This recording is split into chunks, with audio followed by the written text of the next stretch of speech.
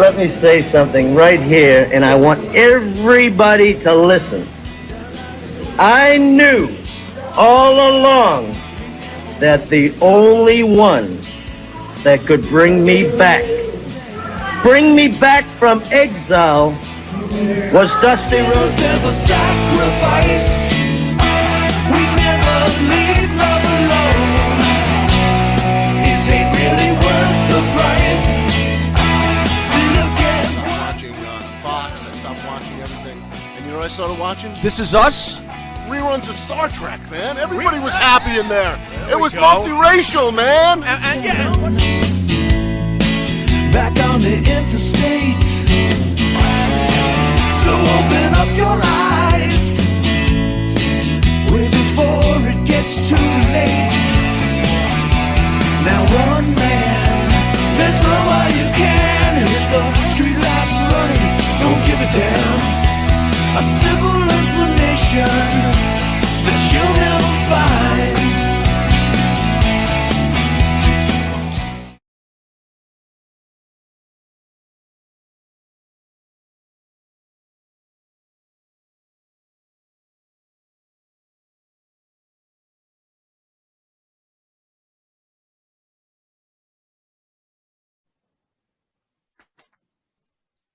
Ladies and gentlemen, good evening and welcome to In the Dungeon with Andrew Anderson, Kevin Sullivan, and Alex Pourteau. How are we doing this evening, fellas? We're doing great, and we're really honored to have Alex Pourteau here. Alex, we love you, pal. We have respect for you, and for the fans that do not know who Alex is, you should know. Alex was one of the few guys to work the World Wrestling Federation, WWF, New Japan, All Japan, Global, and World-Class Championship Wrestling. So the guy's been around the world 3 times over and made a big name for himself in world class, and then as the WWE's pug. So Alex, you've been a mentor to me and an agent to me in SWE Fury, as well as world class. And of course, we forgot and we left out of the bag your times in WCW as well. So hey, great Alex, to welcome be here, to the man. show. Thank you so much. It's a beautiful 72 here in Orlando. Yeah, to hurt us. Yeah, It's thanks, bro.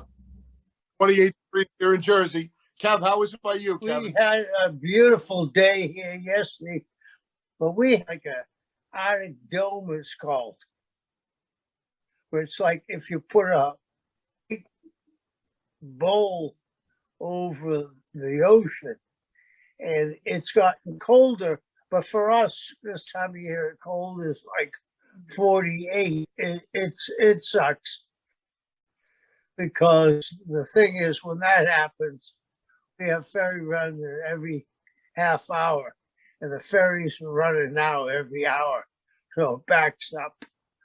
But I get a pass, so. Yeah, you you got a head cold? 48. Alex gets in the 70s, and me and Andrew get to freeze off our biscuits off. So that's a great way to start the show. Rub that in, boys. Rub it in. Yeah. So, Alex, tell us about your wrestling school, Wrestling 2.0 in Kissimmee, Florida. Yeah, we actually launched that in 2016, and we've got we've turned out quite a bit of talent on the road. We've had a few go in for WWE, and so anyway, we're still rolling. ProWrestling20.com. We're on all social media. The rates are very reasonable. $1,000 for an 8-week camp, and $200 a month after that, just to keep training in the gym. That's great. That's a deal, man. And they're learning from the best. I mean, you've been everywhere. As I said, you've been everywhere. I mean, your eyebrows shaved a few times, I heard. Lori told me to get that dig in, by the way. She said to mention the. Well, that was actually Bradshaw and James Beard and Rod Price. They asked the lady for an extra room key and sleep, and they held me down. I woke up, shaved my head too. I had to walk a mile to a barber shop in Tokyo the next day to get my head leveled off. Well, that as a Rod especially, and we're gonna have Rod on here pretty soon, actually. And Rod is coming up north to Jersey to get some stem cell treatments, much needed for his neck and for his shoulder and for everywhere else. You know, trying to help him out. Yeah. He's been in a lot of pain over the years. So, you know, as you know, I've been working with integrated pain management and Prodigy stem cells and Florida stem cells, and we've been helping a lot of the boys out that have a lot of the problems and injuries over the years of wear and tear, myself included. I got full range of motion back in my shoulders. You know? Yeah, you and Gangrel, is that what you guys were doing a couple of weeks ago? Yeah. Right. Dave and his knees done. I know it helped his back tremendously. And as far as his knees go, his knees were pretty bad to begin with, you know. So his one knee is pretty it's bone on bone, and he tapes it up pretty good. So he's gonna have to go for a few more treatments, but you know, on that knee, you know, just to get it going, because it's really it's like anything else. The more damage you do to your body, the more stuff it's going to take and therapy it's going to take to, you know, to heal it up. Indeed. So, and the stems aren't a miracle cure. You know, they're not meant to do certain things. You can't non-steroidal inflammatories, NSAIDs. You can't take ibuprofen. You can't work out for a few weeks. So it's hard in our business, as you know, not being able to work and work. We don't make money. That's right. And, you know, a good worker works around, and Gangrel knows how to do that. So he's going to be just fine. Yeah, he's been doing it. Yeah. He had it was good time when we went in to get the stems done, because we had both had a 2-week period off around the holidays, the Christmas holidays. So it was easy for us to get the therapy. In fact, Kevin is coming up too to get done.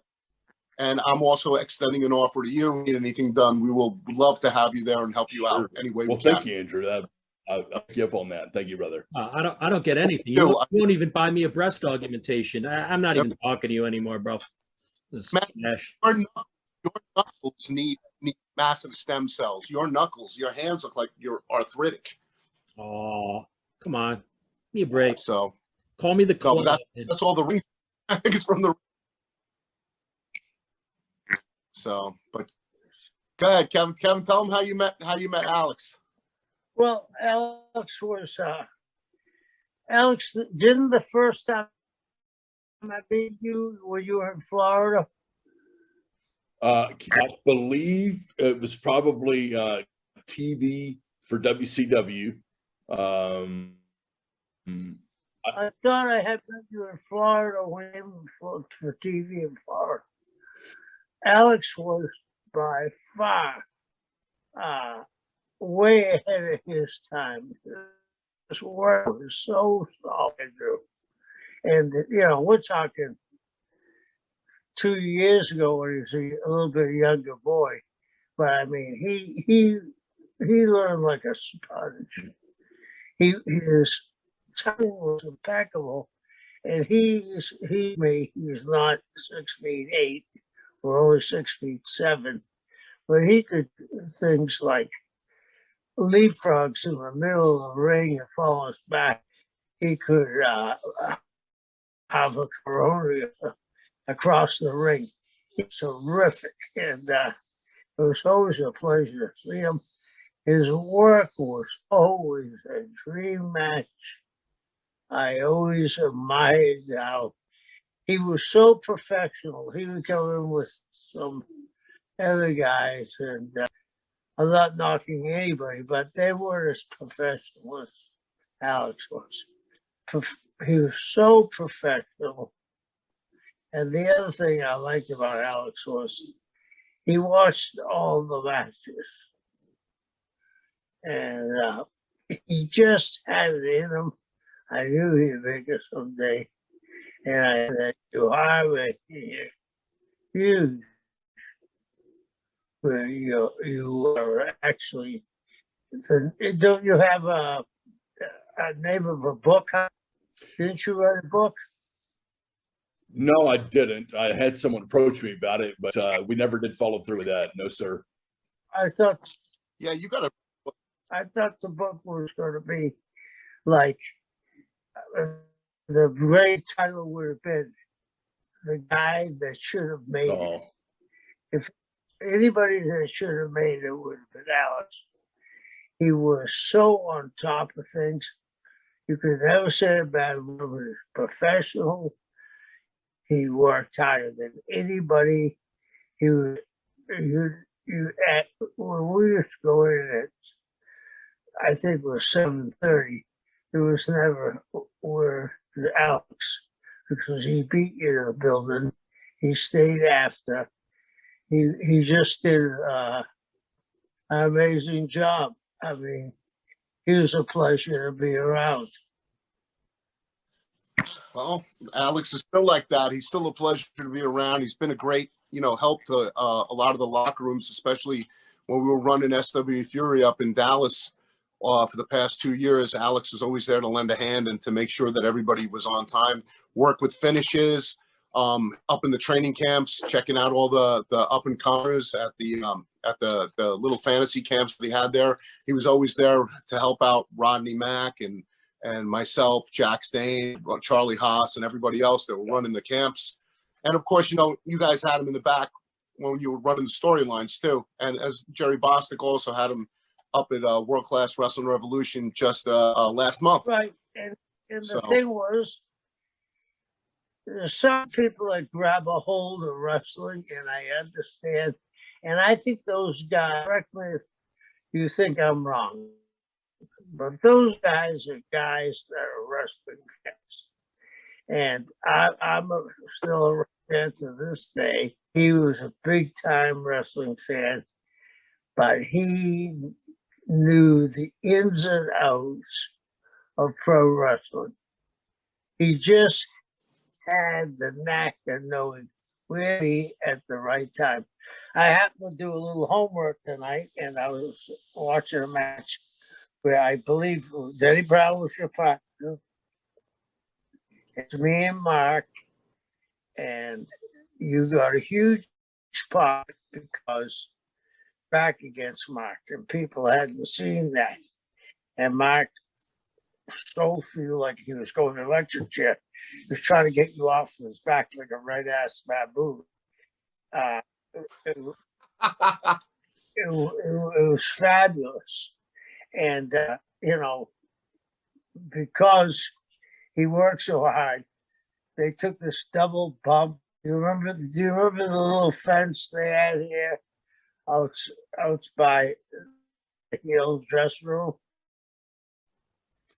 Well, you guys collided in the fence, and then Mark went in and beat your partner. Was that he was doing that because he appreciated how hard you worked for him. Yes, sir. Thank you, Kevin. I did remember that. Great times. And I remember in Ohio working with you in 1989. You gave me a post, and I didn't know how to take a post, and I got color hard way, and you rolled me in and gave me the stomp and did your cover. But WCW is very good to me that night. They stitched me up right there in the back of the dressing room and sent me right on. I was at TV the next day, as a matter of fact. But I don't know if you remember that or not, Kevin. I certainly do, because I mean, I didn't try to do it on purpose, sure, but the people went crazy because you hit that post going about 60 miles an hour and you got split.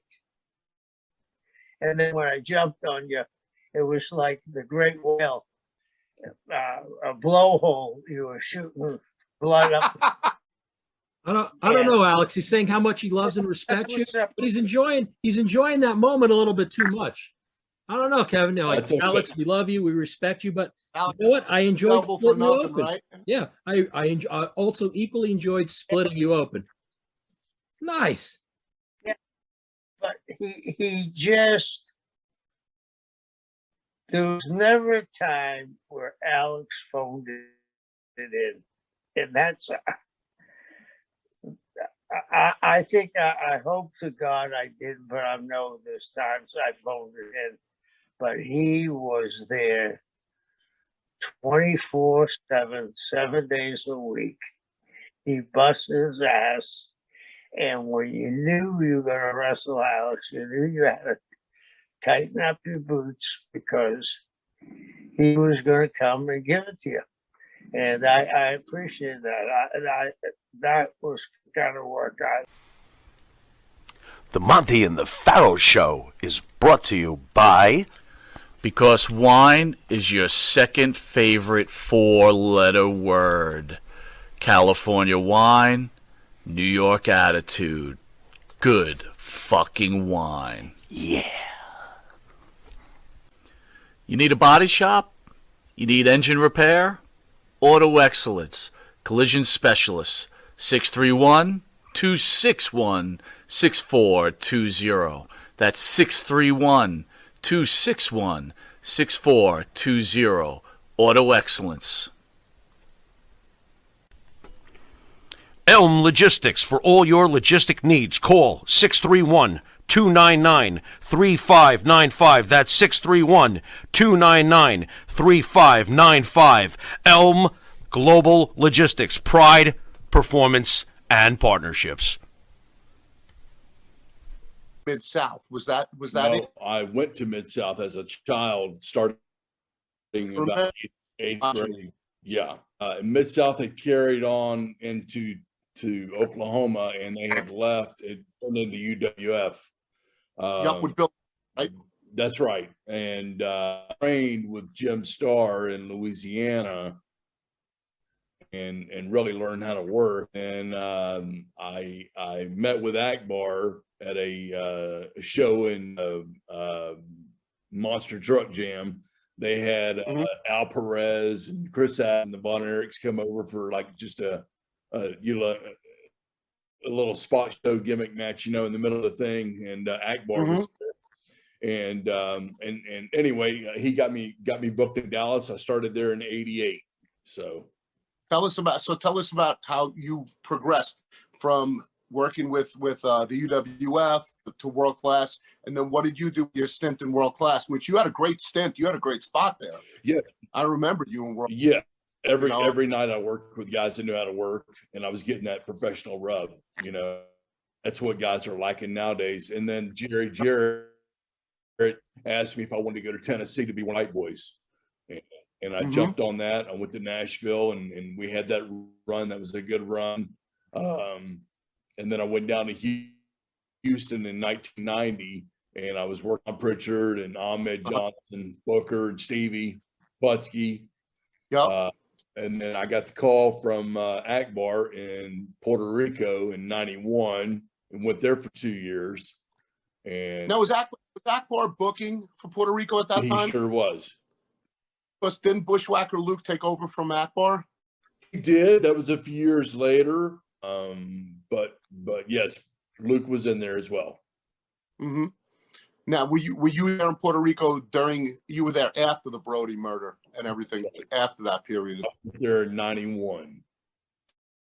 And then you went to Global from there. That's right. For 2 years in Puerto Rico, I went back to Texas, and then of course Akbar was still there, and Michael Hayes and Bill Irwin were booking back then when I came back in, and so that just that was an open door for me to come back. And after Global had folded in '94, I came to Orlando and had a tryout match in San Antonio and Corpus Christi for WWF. In '96, and they signed me about a month later after those 2 TV tapings. And you became the character, the Pug. That's they called you. Your nickname was the. Yeah, it was hardly ever a baby face ever, but that's what they wanted, and it was different. It wasn't really the run I expected, but I'll take it. Hey, listen, you can get in this business, right? That's right. They told Kevin told Big Vito to wear a dress, and he wore a dress in WCW, right? Yeah. So, but yeah, I mean, it's. I always appreciated your career, and I loved watching you. I grew up, it's kind of crazy when you say this that I'm one of the guys that grew up watching Global and World Class, even though I was in the New York area, and I was still, I was relatively young and. Watching you and having you become one of my good friends, and Rod Price and Hollywood Johnny Tatum, you know, and it's just been an amazing ride for me, you know, having some of the guys that I grew up watching become friends and helping me. You and Rod especially have helped me a lot, you know, and it's just been great. And I want to thank you from the bottom of my heart for all you've done for the business and all you've done for me, Alex, and you and Rod Price. So the both of you, Sure, become great. Absolutely, Andrew, and you've earned your spot as well. You've been on the road and running for many years, so you've done a lot of great things as well, and I appreciate what you've done, and certainly Kevin as well. They don't make them better than Kevin Solon for this business, and this devil for a reason though, and you and I both know that.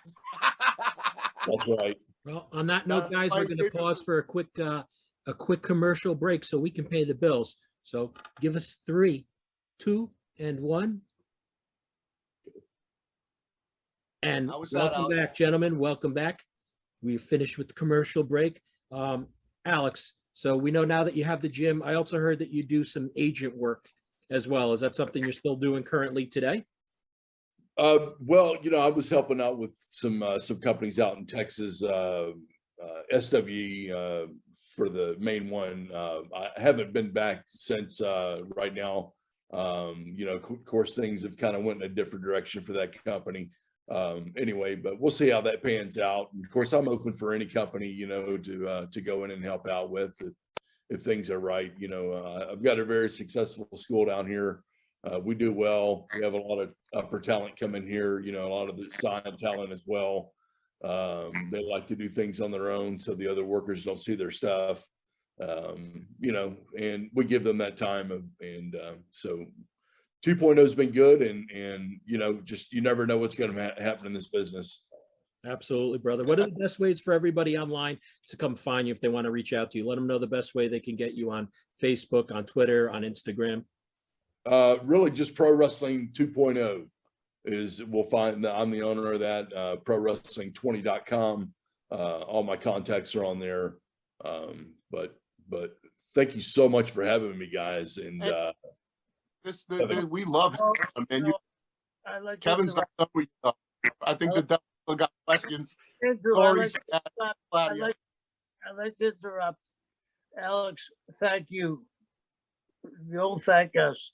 Thank you, because you love this business. You work very hard at this business. You are a credit to this business. And all three of us are happy to call you our friend. So thank you for coming on. Now, Yes, Alex, sir. I want a question though. I was told, of course, by you know who, to say, why were you called the poster boy for ribs in World Class? You know what? I don't have that answer. Lori said that you got ribbed by JBL and Rod in Japan. She told me that one. It was Brad. Yeah, it was JBL's Bradshaw. And she also told me to ask me about the itching powder, because I am notorious for ribbing, as you know. Yeah. I don't know anything about the itching powder. I don't remember. I don't think they got me on that one, but they did get my eyebrows in Japan. That's crazy. Yeah. And, but you know what? I mean, ribs are okay. It's okay. They call it hazing now. The now get so upset about it, but you know what? We did harmless fun. You know what I'm saying? Nobody ever lost work or sleep over it, and you know, it was just some crazy shit. But we all went down that road.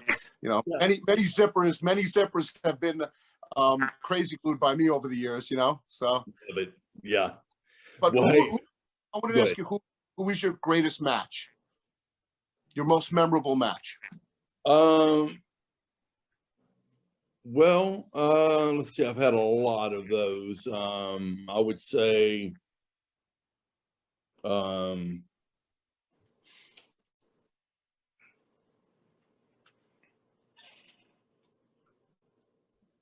putting you on the spot here. yeah. Give me a second. Let's see. You had some pretty amazing feuds in World Class. You and in Global. Yeah, You had some pretty.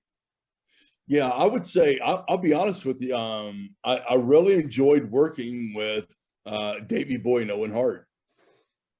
Wow, that's it awesome. wasn't a 20-minute teardown match, but those guys enjoyed helping the other guys get over to get them over. And I always enjoyed working like that, and Yeah. of course I had outstanding matches with Fit Finley, Billy Kidman, Bill DeMont, a lot of great matches. I mean, I couldn't put one out there, but JBL in the Garden was a good one with Dutch Mantel out there as well, Zebekiah. Yeah. So, And there's a guy that doesn't get his due. Dutch Mantel. yes. He's a very, very smart guy. Very smart. And a very, very unique performer. And he wastes no motions in his work. That's right. Yeah. And a great booker too. He booked out in Puerto Rico for a while. Yeah, he was pretty good with that. He was really notorious for the booking down there. Him, yeah, like you said, him, Akbar, and Cousin Luke were the ones that I pretty much knew that were always booking. Eric Embry as well. Eric Embry too. Yeah. Oh, Eric, we're going to see. You're not going to be there tomorrow, but I'm going to see Eric and Kevin in World Class tomorrow. World Class Wrestling Revolution. Good. In Irving, Texas, at the Southern Junction for the what is it called? Have a Nice Day. Right. Show that we're Mick Foley, and the working title of the show is Have a Nice Day, because back when we used to really work, they didn't have names for the shows. We just did house shows. Now every show has a name, which is pretty cool. It's a different spin-off. Yeah, and Right. it caters to today's fans. They like that. So, So- but let's tell everybody hello in Dallas for me, and I will, brother. maybe we'll make the next run. We'll see what happens. Anyway, and I appreciate you guys having me. And I'm heading to training right now. It starts at 8:00. Yes. We're gonna let you go in a little bit, Alex. But another question: what information would you have to any of the young kids who are starting to come up into this business? What are some pointers that you'd give them? It has to be everything, or your work will show it. You have to live it. We've all got bills. We all have life, but if you're a pro wrestler, then people know you're a pro wrestler. If you have to tell somebody you're a pro wrestler, you probably don't look like one. Yeah. And, it's got to be everything, and people say, well, that's the way you did it back in the day. Well, we made it back in the day, and that's how you made it, Exactly. Yeah, So- and I think that's sound advice when you hear somebody like both Kevin and the reinforcer saying what you've meant to the industry. I think it's important for kids to know how you had done what a you've great. done. Alex had one of the best physiques in the business too back then. I mean, what you lacked in height and size, which you're not short by any means, but No. what you that age when it was the age of the 6'7" muscle men, you know what I'm saying? But you look phenomenal. You had some build on you, and you could go. You had that. You always wore that Olympian singlet. You look great, and you could do it all, man. Hats off to you, and I want to thank you so much for coming on the show. We're going to air this Saturday night on 9 p.m. on the Monty and the Pharaoh YouTube network, and Nice. I want to thank Kevin for coming on. He had a head cold, and Kevin's still here winging it with his stuffy nose and everything. And how you feeling, Kev? I'm feeling okay. I know I had the test, so I'm okay. It isn't that, but it's got me run down some. But Well- other than that, we forge on, right? We didn't see you lean or pass out on either side of the camera, so we know you're good. Yeah. Well, listen, guys, I want to thank you for coming on, for watching In the Dungeon with Kevin Sullivan, Andrew Anderson, and of course the Pug, Alex Pourteau, and our esteemed co-host, Matty Rock. So thank you, Matt. I like that. I'll put that in the business cards that you've been writing up by hand for me. Esteemed. I like that. Everybody check out Wrestling 2.0. Check out Alex Pourteau's school. If you're in Florida, in Kissimmee, Florida, come down, see Alex. I'm sure he'd love to sign you up and teach you the right ways of doing things. Alex, you got to get to work. And Maddie, I'm sure you got some cigars to smoke. And Kevin, he's got to blow his nose and get on that ferry because we have a show to be on tomorrow. The Dungeon of Doom. Hey, y'all be safe. Work hard. Yes, sir, man. Thank you. Yes, sir. Much Thank love, you, guys, Kevin. ladies and gentlemen. We'll see you next time. Peace Bye-bye. out. Thank you.